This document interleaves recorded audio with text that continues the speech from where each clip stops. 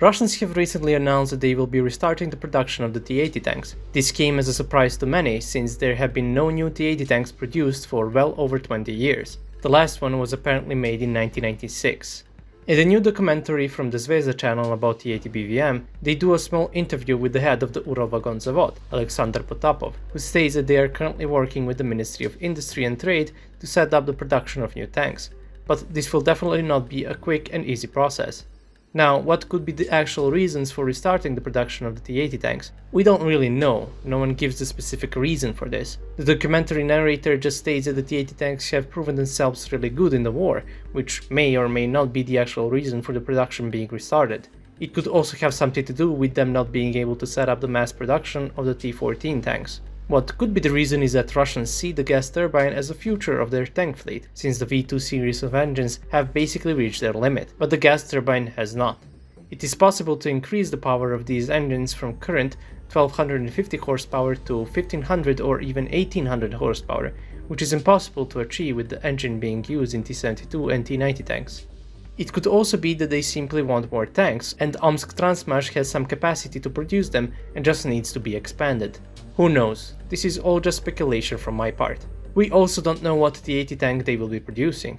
Will it be the already existing variant, or will it be a completely new design?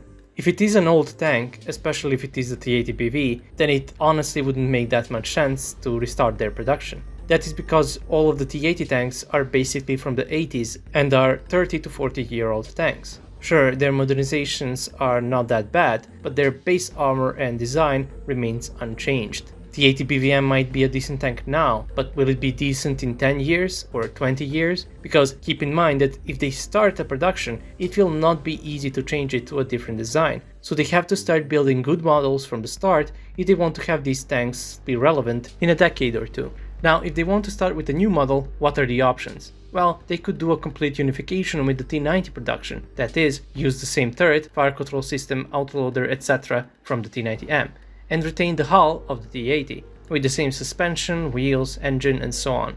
This is possible since cast turrets haven't been produced for a while now in Russia, and the only ones they have actually been producing are the ones for T-90A and T-90M, which are, well not the same turrets, both welded. Another speculation is that it could be a Burlak turret, which has a bustle autoloader. Well, that would actually be good. I don't see that as very likely since that turret is much more expensive to produce and Russians don't really like that. But who knows, maybe they will go back to producing old models.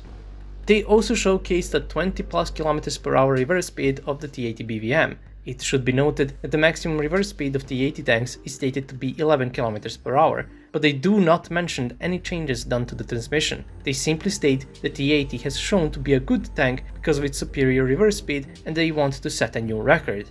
The tank allegedly reached 25 km/h in reverse, but they don't know. They're saying they're using the car's speedometer for that, but the driver has conveniently placed his arm in such a way that we can't see the speed of the car.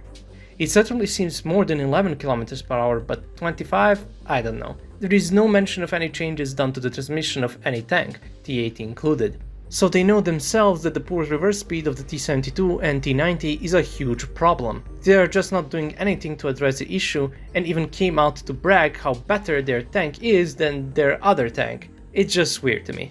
Now, they presented several other things in this documentary, one of which is the new Volnores system for protection against drones. The way this system works is that it suppresses the connection of the drone. They demonstrated this by the presenter using the drone, with the system completely cutting the connection and him being unable to control it. It is stated to be able to affect drones in the distance of 600 to 1000 meters from the tank. The system also has a magnetic base, so it can be mounted anywhere in the tank and is omnidirectional, which means it covers 360 degrees of the vehicle it is mounted on. There are reports that this system is already being fielded to the units in the front line, and I believe it is very necessary. Just recently we have got several videos of drones targeting and destroying tanks, even the most modern T-90M tanks, but it isn't clear how effective this system will be in actual combat scenarios and in what numbers will Russians be able to deliver them. They also demonstrated the new cope cage design in this documentary.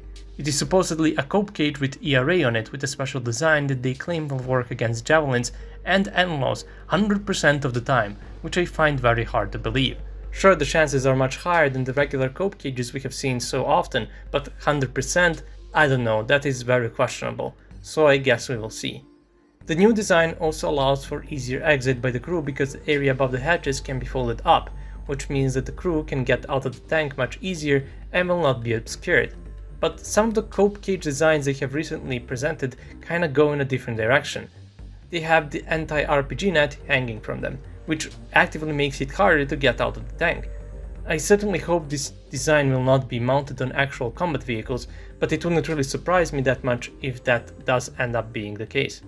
They also present new ERA boxes on the sides and how they do not come off, and how they strengthened the lower front plate with ERA, which is okay I guess, not like it's going to hurt anything. That would be all. If you like my content you can support me on Patreon. Thanks for watching and I'll see you all in the next video. Have a nice day.